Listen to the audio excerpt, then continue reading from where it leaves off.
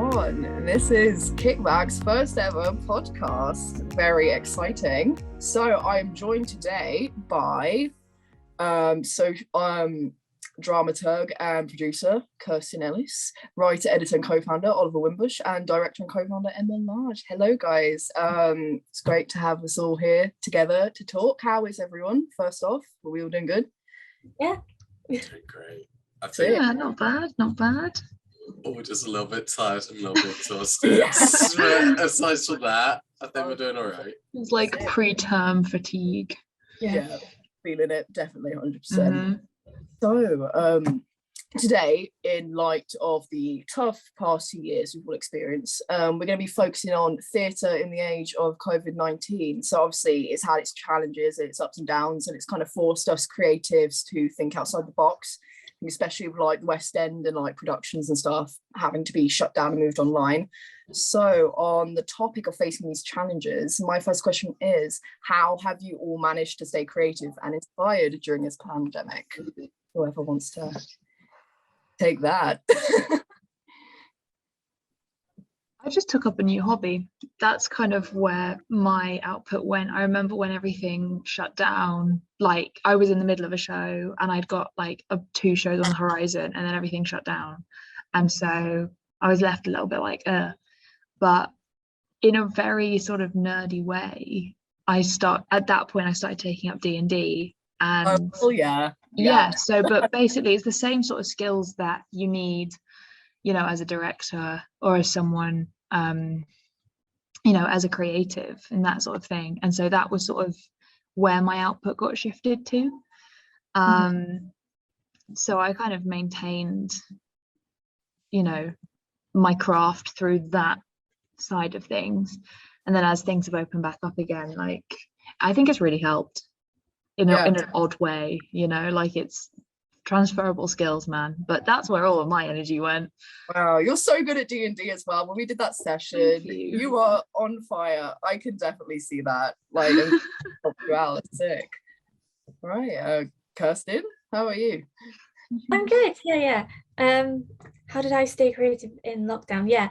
I was also in the middle of a show and then it got cancelled, which was sad. I know. And then being like in first year at the time, like all our work just got cancelled and we were sidelined obviously because we were trying to focus on second and third years, which meant I had nothing to do at all, which was great. So I started doing a lot of DIY things at home. I really got into painting. I think me and my dad painted pretty much every room in our house. So I got pretty handy with a roller. And then gardening as well, which is good because I think like, you know, it focuses the mind, you're using your hands a lot, you're outside. I really enjoyed it. I started building little shelves to put wood stacks on. Learned how to use a hammer and all the other tools. So that's wholesome. You know, I've heard a lot of people like get into gardening over the pandemic. So wow, I feel like maybe I need to give that a try, man. The whole plant thing. Wow. I love that. How about you, Ollie? What about you? What's been popping? Basically the same as Kirsten. Like when the pandemic began, like I was not in the middle of the show. I had a very free schedule, thank God.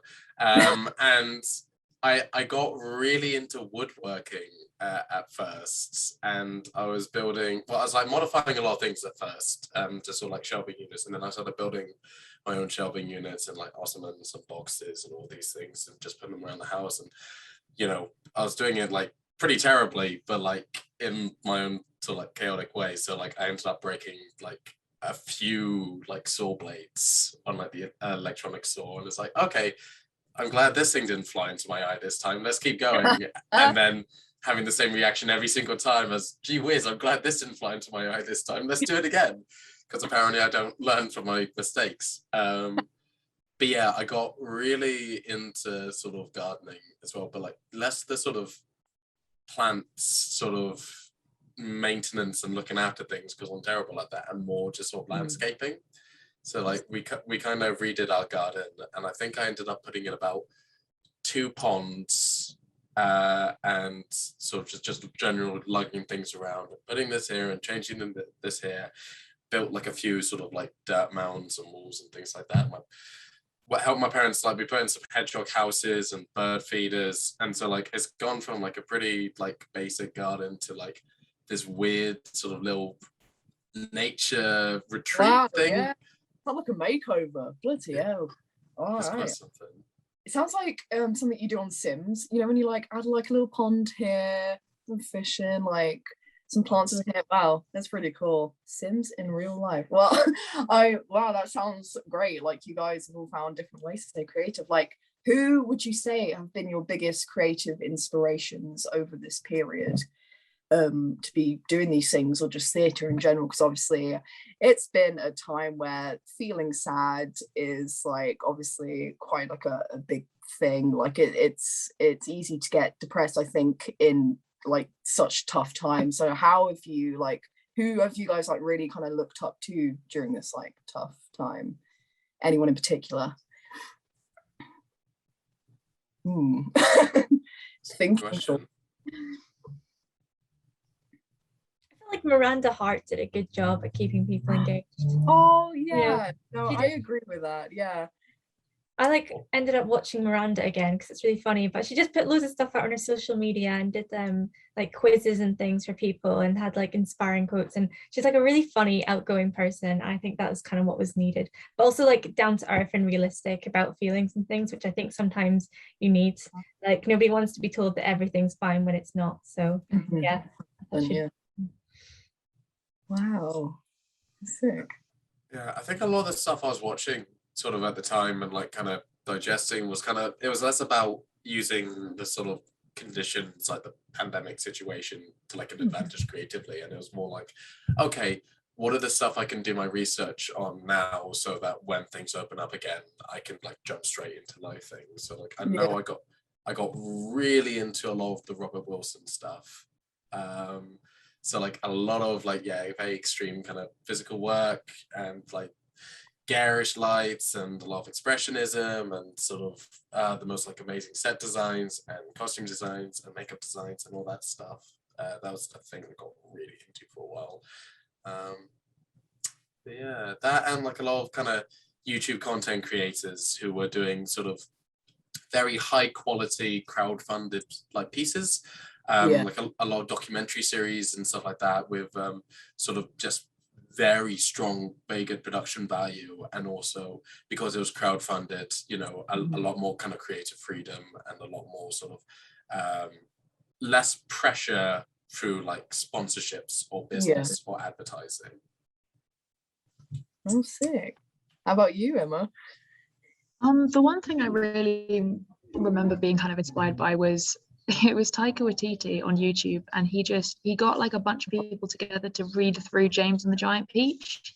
It was just like he'd read like a chapter and then he'd do all of the Foley for like all of the stuff that was going on, and then he'd give each of them a character, and he got like Kate Blanchett and Sarah Paulson and like he called in all of his connections basically and did like a chapter every week of just James and the Giant. I just thought it was really sweet because they were raising money for something. It was for charity, but he just got it all together and it was free to watch on YouTube. And just, I don't know, I feel like I don't know much about him as a person, but he just gave off such wholesome vibes, and it wasn't like ignoring the problem, because at the end they'd have like their spiel about like, oh, COVID is a thing, let's raise some money or whatever, but it was just such a sweet way of getting some escapism. I was like, that. Oh, we lost you. No, I 100% agree. He is such an icon. I mean, he did pretend to fall asleep at the Oscars, so, you know, legends only.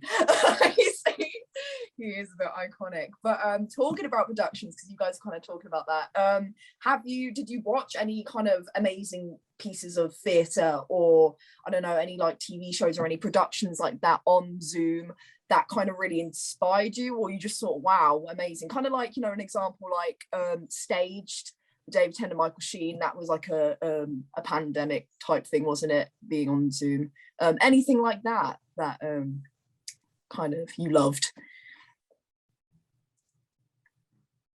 I was quite. I did watch the first season of Stage, and I was actually quite surprised by how good it was. I was a bit worried it would be very kind of gimmicky, and kind of using Zoom just to kind of be very kind of low production. But like, I think they were very creative with it, and they prioritized the right aspects of it. Like, it's extremely character driven, and I think they kind of just hit all the right bucks when they need to.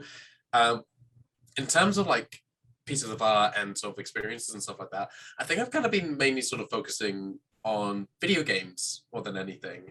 Because Dick, yeah. Yeah, because with that, I mean, obviously the video game industry has been hit also pretty badly by COVID, but I guess in less drastically and less dire than sort of your live industries, or your ones which very much require a team of people in one location for filming or to perform and everything. So like, you get it's been a great time to just sort of explore all sorts of weird sort of things that have been released over the last 20 years or being released right now. And it's also like, it's a combination of like, oh, this is really awesome, this is really cool, this is a fantastic way, interactive way of sort of storytelling, but also it's a really nice bit of escapism as well. Like, it is, isn't it? Yeah. No, I played a lot of games over the pandemic as well, and it's just so nice. And when you're really attached to the story as well, like I was playing the Walking Dead games, and I got so attached, and I was like, whoa, didn't expect this. But yes, 100% agree. The game's very underrated.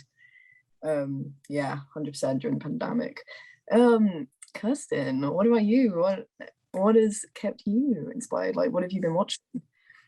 What did I watch? I mean, well, for starters, I watched Star Wars throughout the pandemic, like twice. As you should.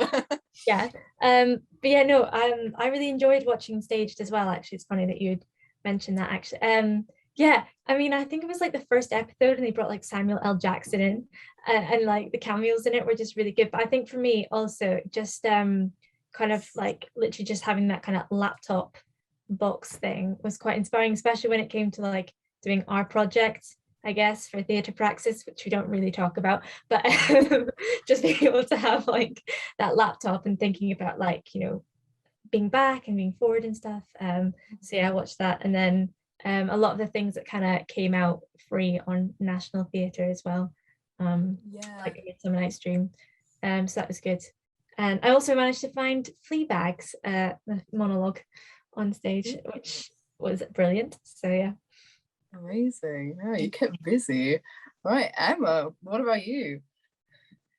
Yeah, I mean, it was all the stuff that when they started doing the all of the National Theatre at Home stuff, because a couple of those productions I'd been to see ages ago, and like I couldn't access them again, and I wanted to watch them again. Like Treasure Island, I remember when I saw it when I was like 14, and blew me away then, and I was like looking forward to seeing it again. But some of the stuff that they were putting on, like Small Island, was incredible. Small Island was awesome. And there were a couple of other of the productions that they were doing, that they were streaming, which were just so good in like not just how they staged it, but like the script as well, and the camera angles, and it was weird seeing stuff that was filmed, because usually I guess with stage, like you can work with all the things, so you can have like little bits going on in the background, but it was cool to see what like the camera director was doing with that. And that was, yeah, because they were putting like Andrew Lloyd Webber, which I dislike him as a human being, just point blank, but they were putting some of his musicals up, so that was fun to maybe steal some money back from him for things. There are a couple of, you know what, actually my top one, Mischief Movie Night, Mischief Theatre streamed their improv show, which is a bit like Watch This Is Improv-a-Bunga, but slightly different. They streamed that, and we went to that a couple of times, and that was so sick. That was really, really good. Wow. It's so good, like seeing theatre being put online. I think especially kind of it's beginning to eradicate this elitism that kind of like surrounds buying tickets to the theatre and stuff like that, because they did that with Hamilton as well, and that was so cool. I've been dying to see the show for so long, and when they put it on Disney Plus, I was so happy. It was so good. So 100% agree with that. It's so interesting to see all the different camera angles and how they play around with it as well. It's very cool. So obviously with You've talked about the ups. Now talking about some downs, guys. What have you found that you've struggled with the most during the pandemic? So what challenges have you found that you've had to deal with in regards to theatre, staying creative? Zoom theatre, let's face it, it's just not. No, like, you're 100% right. Dodgy internet, limited camera angles. For all they were trying to tell us that it was great, it wasn't. Yeah, don't lie. It's just not a fun time, especially doing the final performances for second year. Oh God, let's not talk about it. It was stress on my life. No, 100% agree. Agreed. I think jumping off that, like, I remember when we were starting our project, and I've definitely written it in blog posts before, just to plug that other branch of us,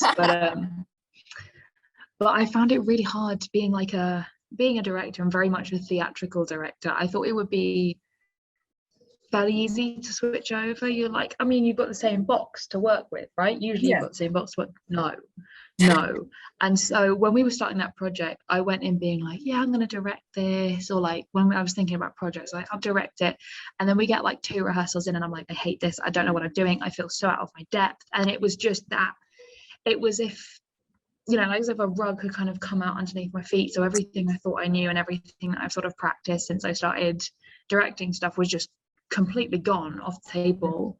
Like even stuff that I thought would transfer is changed and slightly different. And so I had a massive crisis of confidence halfway through our double bill, because I was like, I don't know if I can do this justice. Like, I don't know if I can. I'm trying my best, but I don't know whether we're going to have time to do it. I don't know whether I'm going to learn how to do it properly. Like, I mean, you get over that sort of stuff like by doing it, and it came together in the end, but it's definitely not something I want to go back to. I'm very much more theatre. No. But that's also a problem because, we're only now starting to do live stuff again. So I'm only now being like, that's the bit I'm good at. Let me do it, But you did such a killer job, man. Like, thank big you. yourself up. Like, it was very hard. Like, there was a lot of challenges, but the show was sick. Like, both of them were so good. We did such a good job, and like, it was very hard, but we overcame. It was that kind of transfer over into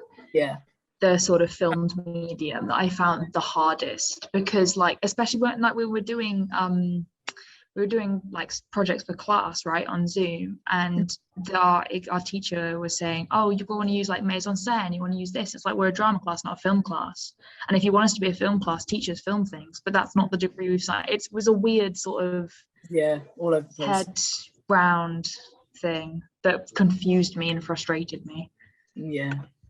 I get that 100%. Ollie, what about you? I was just kind of thinking about that, and I was thinking it was really interesting that I kind of almost had like an opposite experience with that sort of. It was like I think I have like a bit more of a film background than a theatre background, in the sense that like when it comes to like the media like I've consumed and the stuff that's really influential for me is always film over theatre, basically, because that's what I watched when I was younger. I only really started watching theatre when I was in sort of sixth form, when I started getting free tickets. Like, no joke, that is pretty much the only reason why I actually started watching that stuff. Same. Like I started watching it, it's like, this stuff is like 2.5 hours, it's 3 hours. Why do people do this? Willingly, what?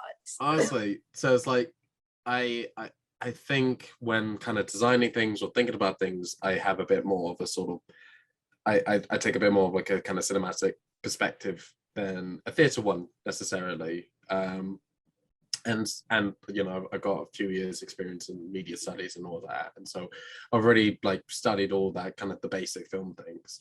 So I remember when we're doing the digital double bill, it was like, oh, you know what, this stuff is actually like surprisingly comfortable, because like I kind of already done a fair bit of all this stuff. In fact, because I don't have that much experience in like theatre productions outside of assignments, and so it's actually like I seem to know what I was doing more on the digital thing, on the digital shows, than I did with like a theatre show. But yeah, no, it's just, well, that was an interesting one of contrast. I Wow, that's sick. Like to see the two kind of sides of that, because I definitely agree. There was a lot of kind of like cinematic kind of like techniques that we did use, especially in class.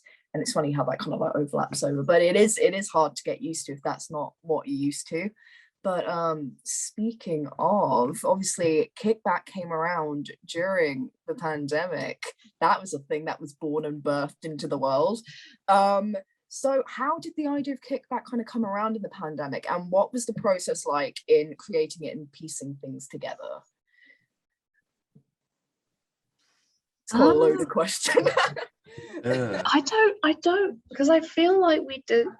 I mean, Ollie and I worked together for the majority of first year, to be honest. Like, we were the first practical we did, we were in a group together and we worked really well together. So our second practical piece, we were just a pair, and then everything shut down. So we'd already kind of established a fairly good working relationship, and we'd already discussed like that we wanted to pursue kind of working together creatively in the future.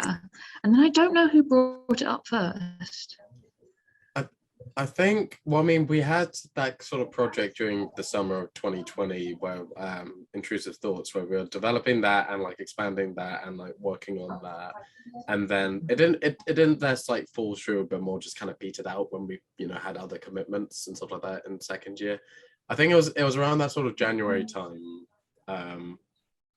in second year where it was like, I don't know, I think we were both like a little bit sort of a lot, you know,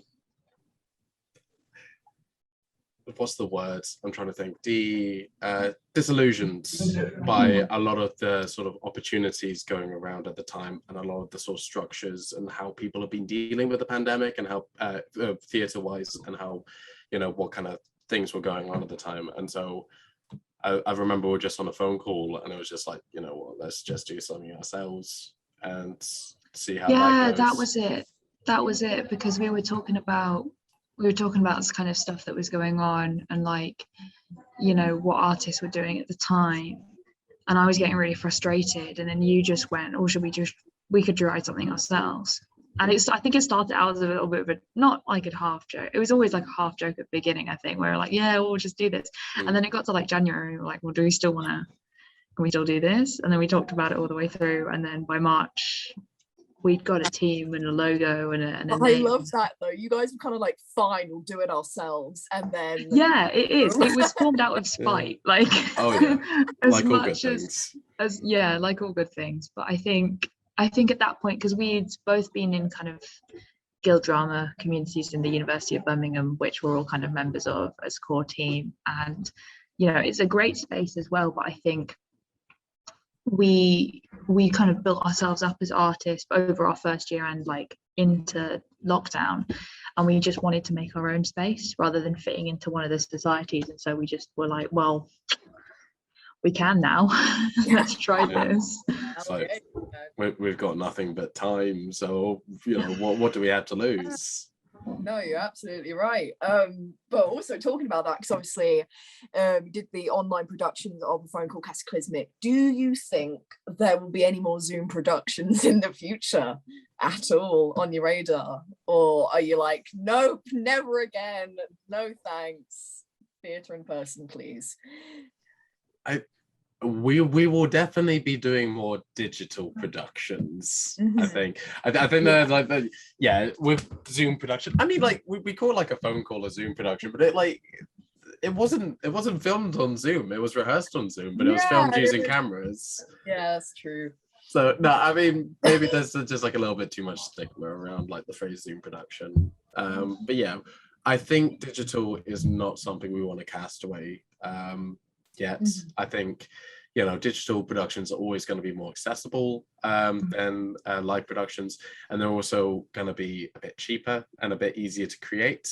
And so I think that's going to be a really exciting platform in the future to be a bit more experimental and try things out and just do stuff. And you know, we can have these big live productions, but if we're doing these like smaller digital productions in between, then it means that we're kind of creating a very steady stream of content where we're creating something for everyone. No, 100%. I think really building on that as well, like everyone could view it, because obviously it's up on our YouTube, which is really nice, because obviously it would be limited if it was in person. And also it was very like cheap to like make and produce, which is very cool, because theatre is expensive and we are university students and broke. So that was very cool, I think, with the Zoom productions. But yeah, so building off of that, what do you guys feel like you've learned from the pandemic? It can be in relations to theatre or just life in general, if you want. Yeah, what have you learned from it? What are the kind of like big life lessons you feel like you sat back and be like, wow, like I feel like a changed person? Because I feel like we all definitely feel changed. It's been a long 2 years. Oh, when you call it 2 years, that just kind of makes me I know. Ew, it feels gross. Yeah, it's weird. It's strange. I think my major one is to, one, do things that are purely just for your own enjoyment. Because when I was thinking about it, when everything got shut down, like all of my extracurriculars were like theatre stuff that would be going on my CV. So as much as it was enjoyable as well, it was also like planning and like CV building at the same time. So picking up something that's purely for you is a good thing. And take a break, take a day off, because I don't do that. I don't. And I forced myself to over the very first pandemic, and I was like, what is this time? How have I never had this time in my life before? So I'm trying, now everything's opening up, I'm trying to hold on to a little bit of that in this capitalist society, you know what I mean? But give yourself a break. give yourself a break. Yeah, take a whole day off just to be in bed, or take a whole day off just to watch TV or something. Like, it's not lazy, it's what you're, you know, you need to do it, otherwise you're not going to function. It's like system maintenance. I read something the other day which is like, don't call it self-care, call it like system maintenance if you're having a hard time doing it. And I was like, gonna do that. I'm not a machine. But I also am a machine because I need to power down for a bit. But yeah, those are my life lessons. Sick. How about you, Kirsten? What did you learn? What changed you? I think patience is like an important one. I think a lot of people can say that, especially when there's like not a lot of knowns, and as somebody who's like needs to know the next step, who's got everything like planned out on like timetables and things, and not being able to know what's going to happen at the end of the week, let alone the end of the year, is like really stressful for me. So just patience and like taking things step by step as it comes. And then the other one is be kind to yourself, you know, bit of like self-love. Sometimes you've got to pat yourself on the back and tell yourself you're doing a good job, and also just being kind to other people as well, because you know we're all in it together at the end of the day. So yeah. Oh wow, Mo. Wow, I'm kind of choking up over here. Wow. It's kind of deep. Ollie, what about you? How has it impacted you? I think sorry. No, I think for me it's kind of just more than anything about kind of like knowing your value and knowing your worth, in the sense that, you know, it's not just about like knowing your skills and knowing, okay, I'm good at this, I'm good at this, I'm good at this, and trying to just get rid of imposter syndrome wherever it may lay, but also just the matter of like, you know, I am valuable, I am worthwhile, so I need, not only do I need to treat myself with kindness, I need to make sure that other people are treating me with kindness, and people aren't going to walk all over me and exploit me. It's about, you know, learning when to say no, learning when to go, actually, nah, I'm going to be doing this instead of that. And you're going to, you know, if you want this, you're going to have to like incentivize in some way, you know, just making sure that your value and worth is being demonstrated, you're not being exploited, making sure that you're being treated with respect by others.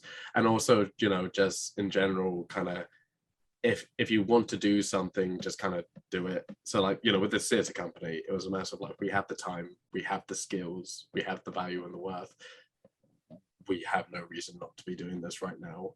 No one's gonna come up to us with like £1,000 saying, hey, you guys are good, start your theatre company. You just kind of have to do it yourself and take that sort of like be intuition. Is that the right word? Something like that. You get what I mean. No, totally. Wow.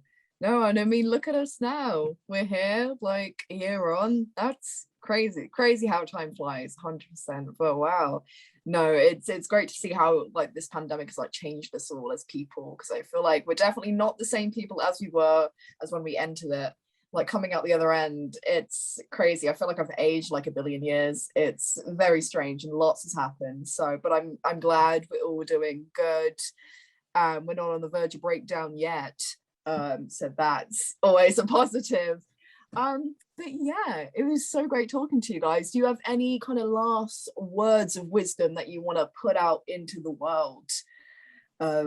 Yeah, because if so, now's your chance.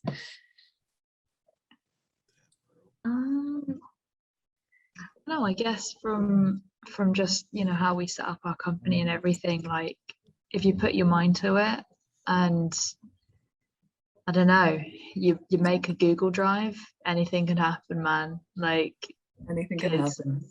Honestly, I didn't think we would be doing this now, but the opportunity sort of presented itself to us, and so, you know, we found ourselves being ready a lot earlier than I think I'd ever expected to for this sort of work. So, you know, if it feels right, give it a go. You know, the worst that can happen is it flunks a little bit, but then it will dissolve out of existence essentially. So that's my advice for anything. I love that. You sometimes just gotta wing it, man. Just see how life turns out, and that's okay. Wow, I love that. Anything else? Yeah, really? I think just building on that, it's just the idea that all experience is valuable. You can always learn from experience, whether it's a hellish experience or a great one. There is something you can get from it. There's something you can use from that experience to develop. And also, aside from that, just keep watching Kickback and keep following us. And but it's cheeky self promo. Yeah, this is all self promo, baby. Yeah. Well, I mean, we're always doing something. We always have something planned, and we're always trying to outreach. So, even if you don't see, even if we're not promoting an opportunity, contact us, because we can always work on something. That's true. Hit us up, baby. Email us. We're here. Kirsten, anything you want to say? Yeah, I mean, for me, I think something that I always kind of follow is the drama game, like yes and, because as soon as you say no to yourself or no to things, you're shutting down opportunities. But as soon as you say yes and, you're putting yourself out there, you're creating opportunities for yourself and you're building yourself up. So although it's good to say no sometimes, it's important to like not shut yourself down, say yes and see where you can go from there. That's so wise. Do you know what it makes me think of? Does anyone watch BBC Ghosts? That one episode where they were like, yes, and amazing. That's what was just running through my head. But yes, I love that. Yeah, carry that with me through life now. But yeah, thank you so much for talking with me, guys. I mean, you had no choice, but but we will be back next month with another very cool, very epic podcast. So until then, farewell, fellow kickbackies. I don't know. Oh damn! Are we gonna have to start marketing that?